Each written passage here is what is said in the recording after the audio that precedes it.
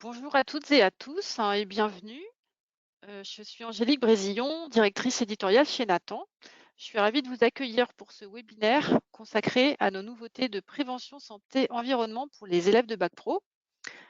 Nous allons encore laisser quelques secondes, hein, pour que tous les participants puissent nous rejoindre sur l'application.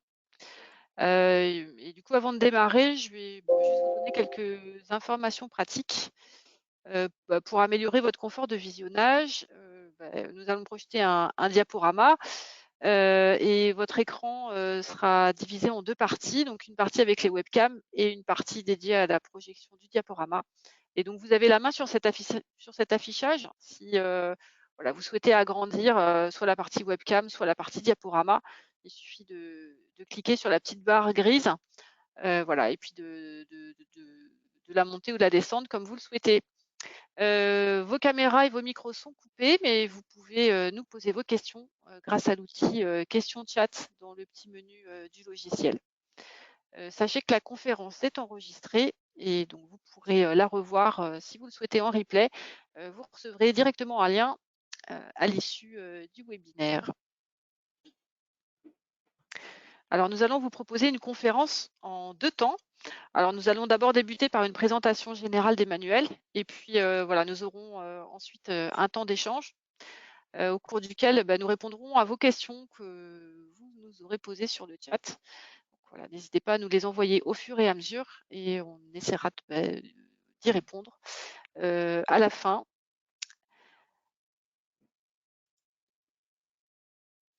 Alors donc ce webinaire est consacré, à nos ouvrages de prévention santé environnement. Vous sont proposés donc cette année l'ouvrage de seconde qui a été actualisé, l'ouvrage de première terminale qui a été actualisé et enrichi. Nous pourrons rentrer dans le détail des enrichissements un petit peu plus loin. Et puis, il y a également la nouveauté, c'est le tome unique qui regroupe tous les contenus de seconde, de première et de terminale dans un même ouvrage. Le tome unique a été acheminé en spécimen vers vos établissements. Alors, j'espère que vous avez pu le feuilleter et si vous n'avez pas reçu votre spécimen, n'hésitez pas à vous rapprocher de nos délégués pédagogiques qui pourront vous le faire parvenir. Voilà, et en attendant, sachez que vous pouvez feuilleter les ouvrages sur le site Nathan. Alors, j'ai le plaisir d'avoir avec moi aujourd'hui l'auteur de ces 3 manuels, Jérôme Boutin. Bonjour Jérôme. Bonjour Angélique. Avant de rentrer dans le vif du sujet, est-ce que vous pourriez nous en dire un petit peu plus sur vous? Eh bien, je suis Jérôme Boutin, je suis enseignant en PSE et en SVT, en troisième prépa métier depuis 19 ans. Chaque année, j'ai une quinzaine de classes et environ 300 élèves. Je suis aussi formateur SST et formateur PRAP, et puis aussi formateur académique sur différentes formations, mais plus particulièrement spécialisé autour de la PSE depuis une quinzaine d'années. Et je suis aussi membre du pôle de compétences SBSSA sur mon académie. Très bien. Je vous propose dans un premier temps de faire un bref focus sur l'offre numérique Nathan qui accompagne ces ouvrages. Alors, au niveau des supports proposés, alors nos manuels sont disponibles évidemment en version papier, mais et aussi en version numérique interactive, donc on appelle chez Nathan l'e-manuel. Je vais y revenir juste après. Dans ces manuels, vous avez aussi accès à de nombreuses ressources numériques en complément. Il y a par exemple environ 45 vidéos. Donc ces ressources numériques qui sont accessibles grâce à des QR codes ou via des liens courts que vous pouvez ressaisir sur n'importe quel navigateur, donc au choix. Il y a aussi des ressources complémentaires qui sont à votre disposition sur les sites compagnons des ouvrages, via le site internet Nathan. Et donc à partir de cet espace qui vous est réservé, vous pourrez télécharger tous les corrigés au format Word et parfois des compléments. Et puis voilà, sachez que tous les livres du prof imprimés sont offerts à nos prescripteurs.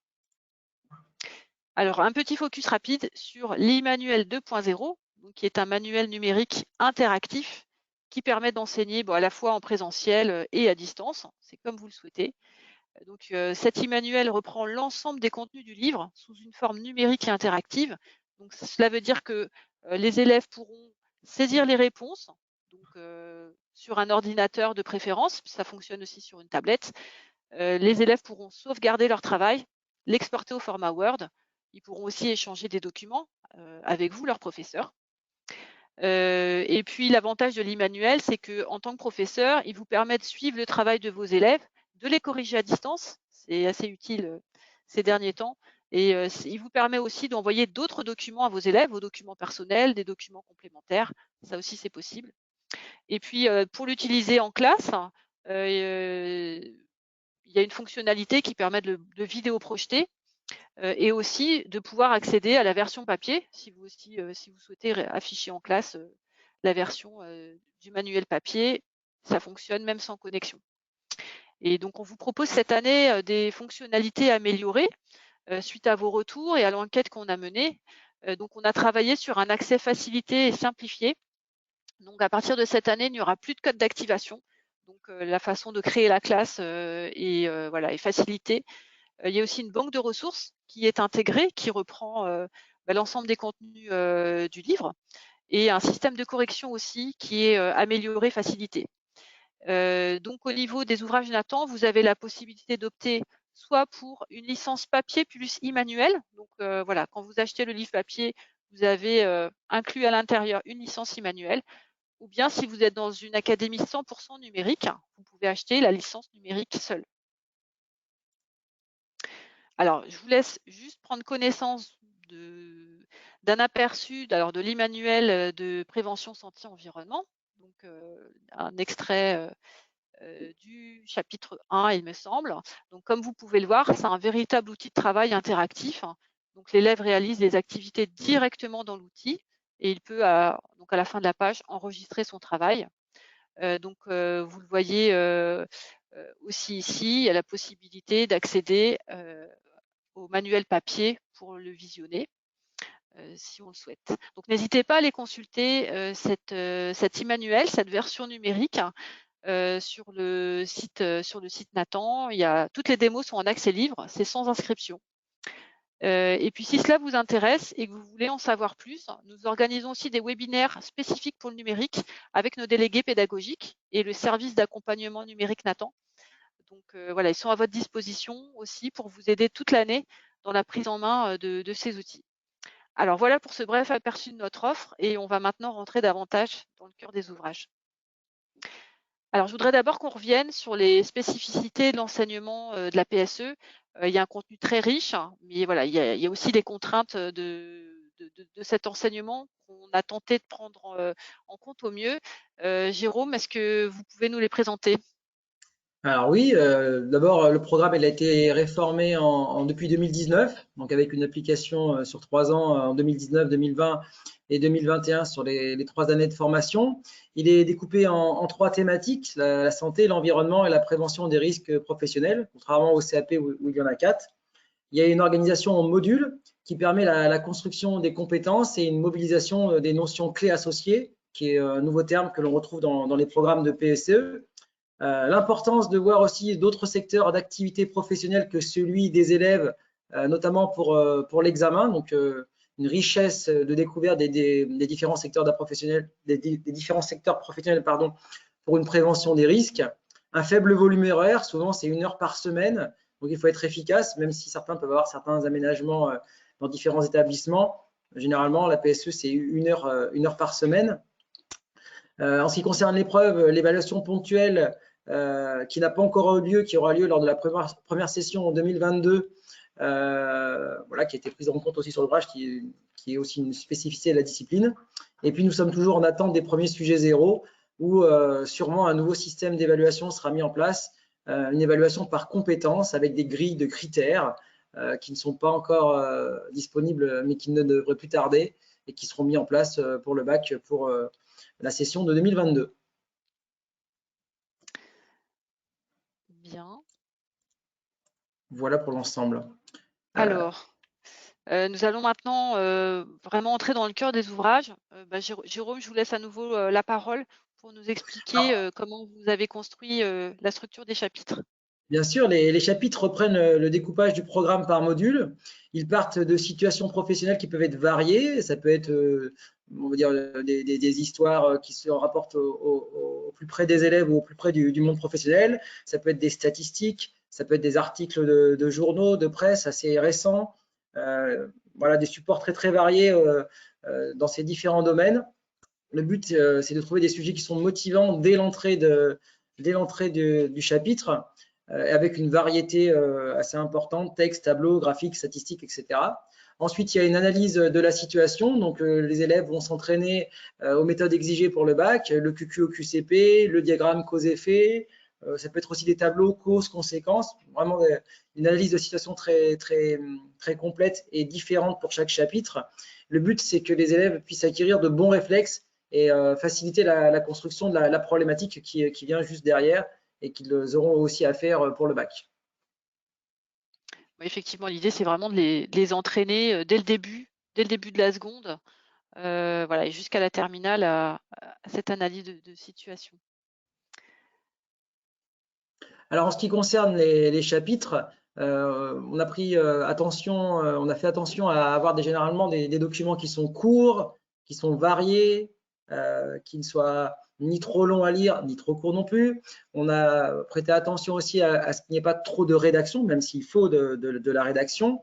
Donc, le manuel prend en compte aussi la contrainte temps, donc ce fameux 1 heure par semaine. Pour ma part, je l'ai testé pour l'année de seconde et de première et le programme, il est faisable. Il y a une alternance des fois de réponses courtes, de réponses rédigées au minimum, notamment pour évaluer certaines compétences. Et puis, les activités sont aussi construites pour capter au maximum l'attention des élèves avec des documents variés, des photos, des couleurs, une mise en page aérée. C'est très, très important que l'élève ne soit pas découragé dès qu'il voit la page qu'il a réalisée. Et puis, on a pris en compte surtout que les élèves de Bac Pro sont avant tout des élèves qui sont visuels. Donc, c'était important pour la construction de chaque chapitre de l'ouvrage.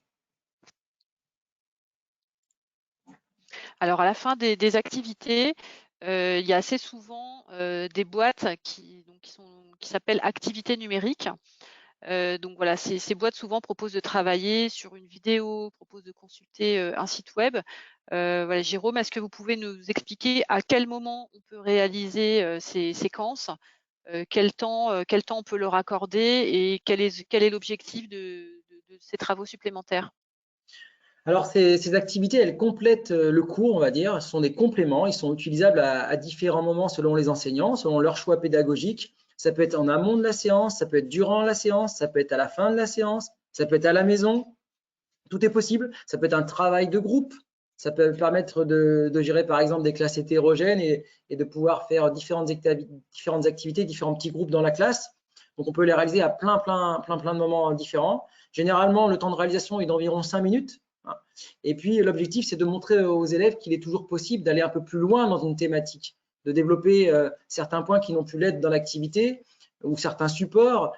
Par exemple, des fois, ça peut être par exemple un schéma qu'on va avoir dans le manuel et puis l'activité numérique va monter une animation, une vidéo de ce schéma biologique et donc permettre de comprendre un peu mieux comment cela fonctionne. Ça peut être des vidéos, ça peut être des applications, ça peut être des sites internet, ça peut être des animations. Encore une fois, toujours des choses très, très, très variées, relativement courtes et qui permettent à l'élève de comprendre que sur une thématique choisie, on peut aussi aller un peu plus loin, comme ils pourraient le faire dans leur vie personnelle, quelque chose qu'ils cherchent sur Internet, et toujours essayer d'aller un petit peu plus loin.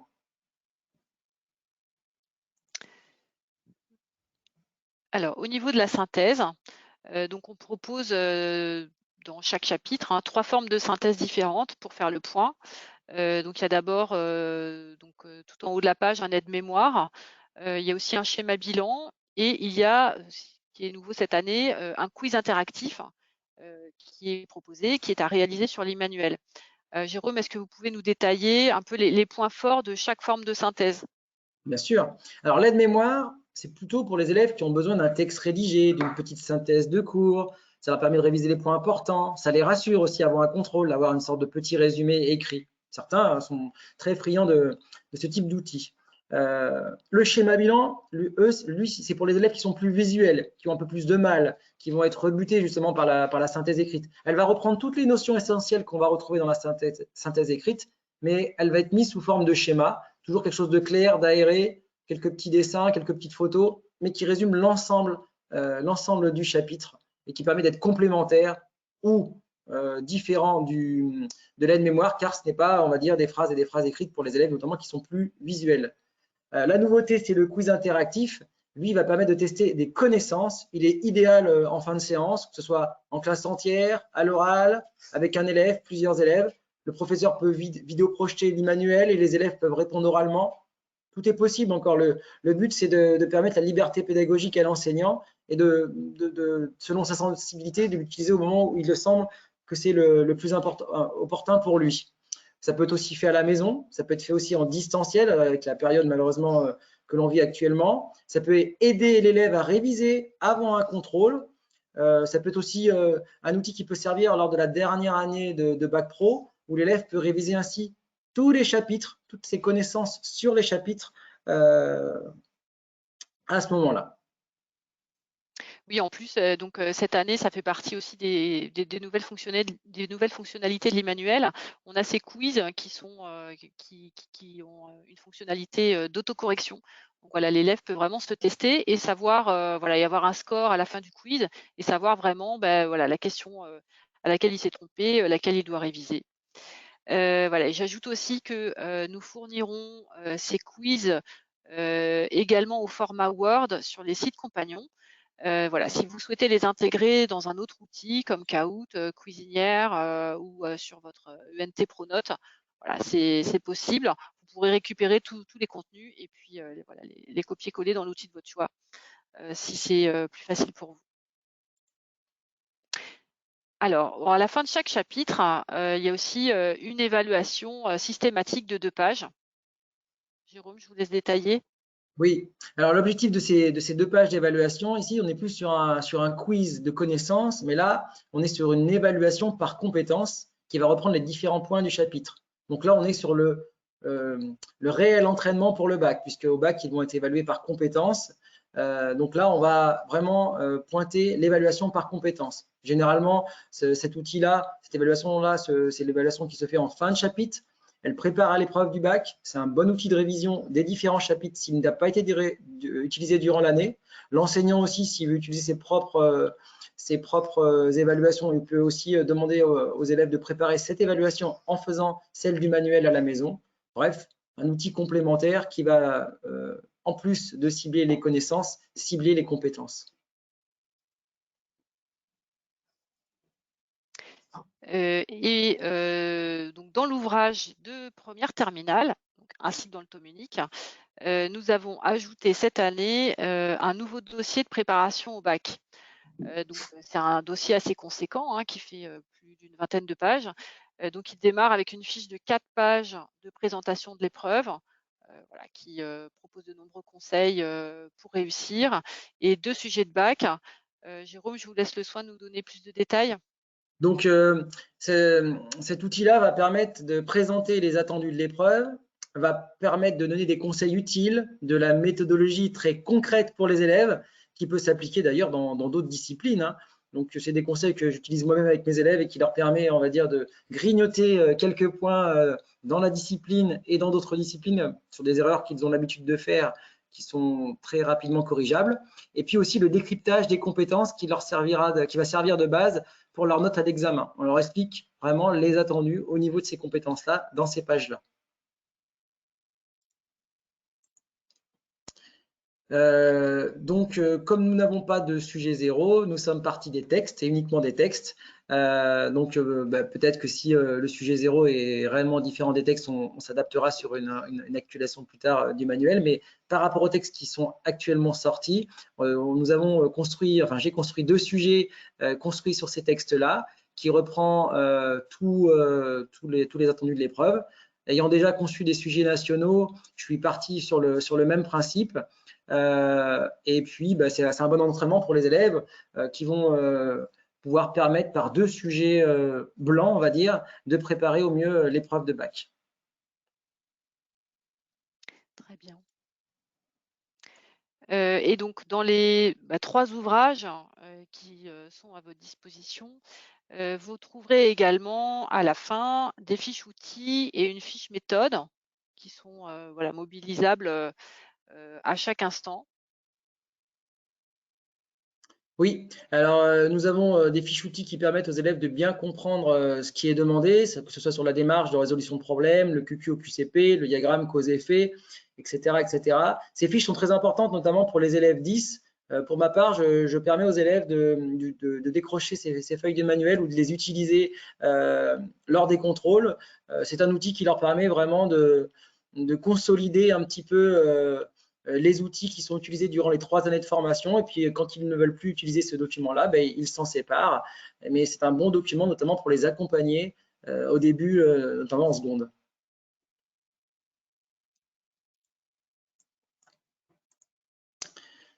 Il y a aussi donc des fiches méthodes pour apprendre à décrypter les consignes.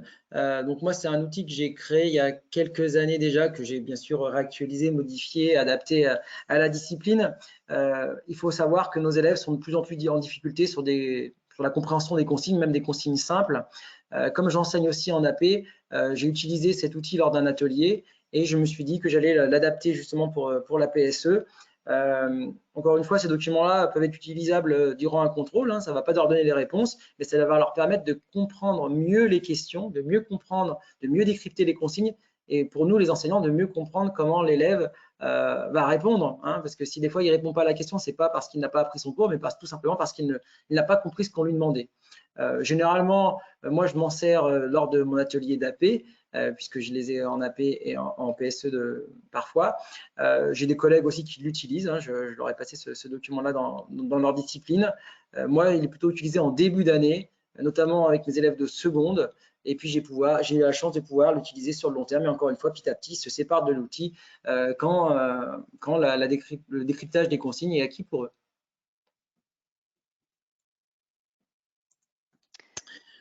Donc dans l'ouvrage, il y a aussi un lexique en fin d'ouvrage qui reprend une sorte de, on va dire un glossaire qui reprend toutes les notions clés qu'on va retrouver dans le programme. Le terme de notion clé, c'est un nouveau terme qui apparaît dans le référentiel le PSE. Il n'apparaissait pas avant, ou du moins pas sous ce terme-là.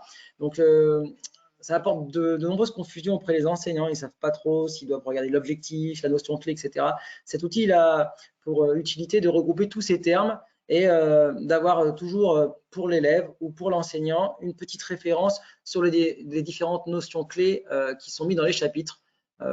J'ai discuté avec des collègues qui ont déjà utilisé l'ouvrage et cet outil-là, ils s'en sont servis surtout pour eux, on va dire, ça a beaucoup servi aux enseignants. Très bien. Ben, nous arrivons au terme de la première partie de ce webinaire. Merci beaucoup Jérôme pour toutes vos explications. Et ben, on va maintenant passer au temps d'échange. Donc je vais arrêter notre diaporama et je vais prendre connaissance des questions que vous nous avez posées.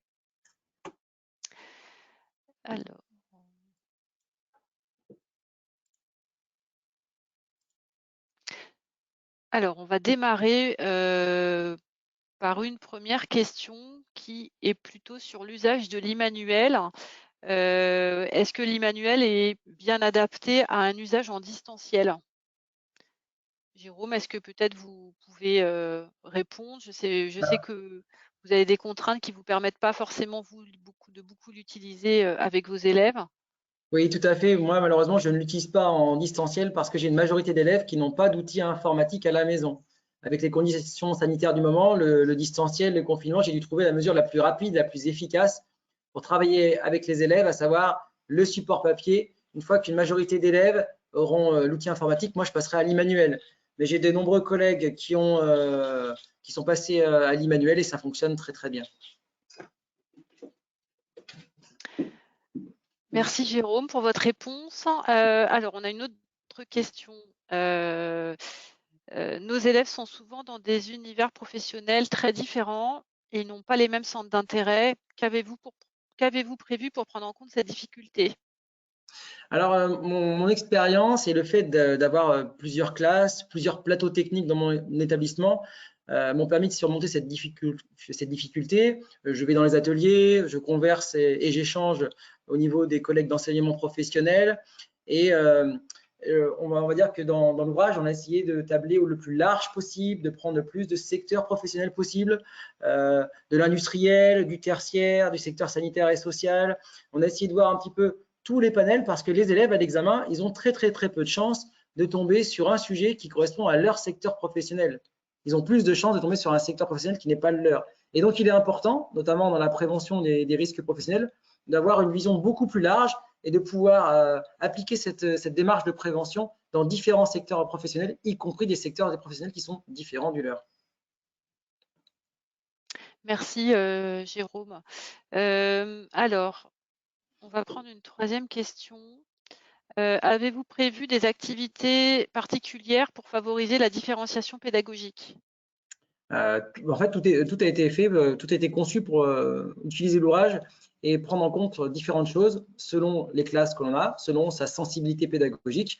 Si certains élèves ont fini une activité, ils peuvent aller plus loin, par exemple, avec l'activité numérique, pendant que les autres, on va dire, avec l'enseignant, vont aller un petit peu plus loin, vont être accompagnés pour réaliser l'activité. On peut aussi imaginer un travail de groupe avec une répartition pertinente des élèves sur un chapitre où chaque groupe travaille sur une partie ou sur une activité, puis avec une mise en commun à la fin à l'oral. On peut envisager des choses aussi par rapport à une transmission de ces différents groupes via l'ENT. On va dire le choix, le panel est très très large. Le but, c'est, quand j'ai conçu l'ouvrage, c'est que l'enseignant ne soit pas emprisonné par l'ouvrage, ne se sente pas obligé de faire activité 1, activité 2, activité 3, selon les élèves qu'il a, selon les classes qu'il a. Il faut qu'il puisse sortir ou pas, rentrer dans l'ouvrage de la manière dont ce sera le plus simple pour lui. S'il a des choses, des contenus qui lui est propre, qu'il veut mettre, eh bien, l'ouvrage va être un complément. Et inversement, des fois, l'ouvrage va être un guide et lui, il pourra apporter des petites choses en plus. Ça a vraiment été construit de cette manière-là. Et donc, pour la différenciation pédagogique, c'est le même principe. Très bien. Alors, on a une autre question sur les évaluations de fin de chapitre. Est-ce que ces évaluations de fin de chapitre ressemblent à ce qui est attendu au bac? Alors oui, ça ressemble à ce qui est attendu au bac, sauf que c'est sur 2 pages. Au bac, on va dire, le bac, ça va être, on va dire, il doit y avoir une bonne 10-15 pages. Donc oui, ça reprend, il y a des questions de connaissances, il y a les compétences qui sont visées à ce moment-là. Donc oui, il y a des études de documents, il y a des questions, ce que j'appelle les questions sèches avec des questions pures de connaissances. Mais oui, ça reprend les différents attendus du bac, tout à fait. Et puis on a une autre question. Est-ce que, alors là, c'est sur le dossier de préparation au bac, est-ce qu'il figure uniquement dans la dernière version? Oui, uniquement dans la dernière version. Puisqu'on n'avait pas les textes sur la première version. D'accord? Oui, et C'est donc, un gros dossier avec de très nombreuses pages. Et cette fois, là, on est vraiment sur les attentes du bac en termes de contenu, du nombre de pages, du nombre de documents à lire. On est vraiment le plus proche possible de ce qu'on pense être les sujets zéro, bien sûr. oui, je crois que de mémoire, il fait entre 20 et 30 pages. Et donc, vous le retrouvez donc dans l'ouvrage première terminale et aussi évidemment dans le tome unique. Le but, c'est quand même de suivre l'ouvrage au plus proche de ce qui va être vécu par les élèves. Et si on voit des changements, etc., bien sûr, on sera réactif et on s'adaptera. Mais je pense qu'on ne devrait pas être loin de ce qui va être attendu à l'épreuve. Oui, oui, tout à fait. Et puis, alors,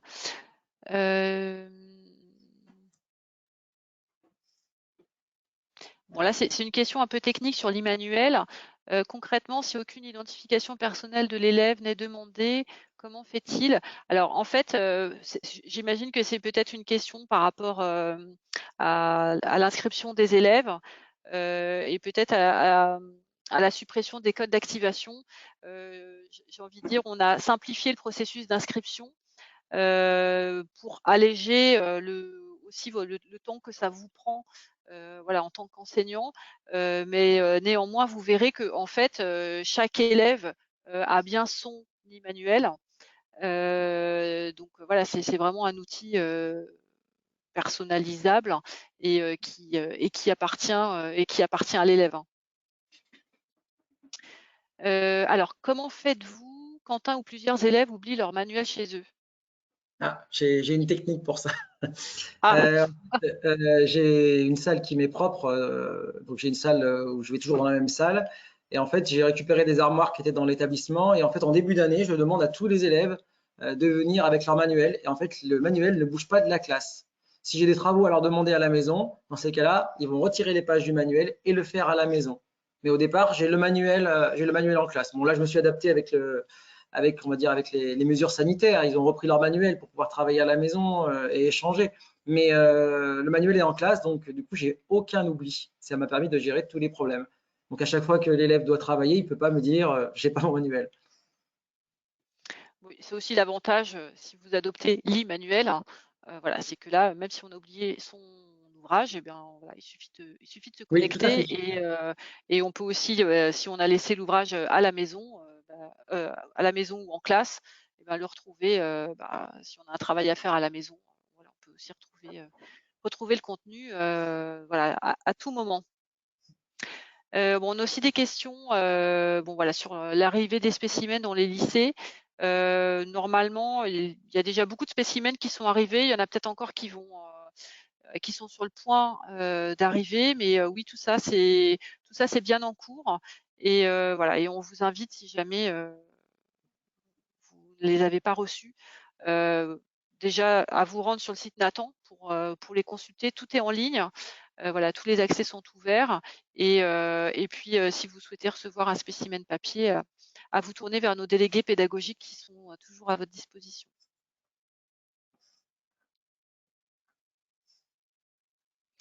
Alors on a encore des questions. Alors sur les dates de sortie, des corrigés de la version numérique, au niveau des corrigés, le travail est assez avancé. Oui, Ça vous, Jérôme. Donc voilà, ils sont déjà, en partie en train d'être mis en ligne sur les sites compagnons. voilà. Donc voilà, n'hésitez pas à vous rendre dessus pour, voilà, télécharger ce qui est déjà, prêt. Et puis, pour la version numérique, donc pour les versions e-manuelles, elles seront, là aussi, très certainement disponibles, à partir du mois de juillet. Voilà, de toute façon à vous permettre de préparer vos cours, dès cet été si vous le souhaitez. Bien, mais je pense que, on a répondu à beaucoup de questions.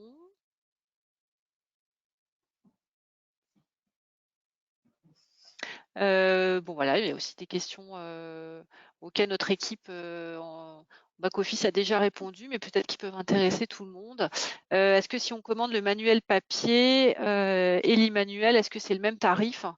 Donc oui, oui, bien sûr. En fait, quand vous commandez un livre papier, vous avez automatiquement, inclus à l'intérieur, une licence e-manuel et puis, vous pouvez, donc aussi, prescrire la licence seule, voilà, si vous êtes dans une académie 100 numérique et que vous n'avez pas besoin du papier.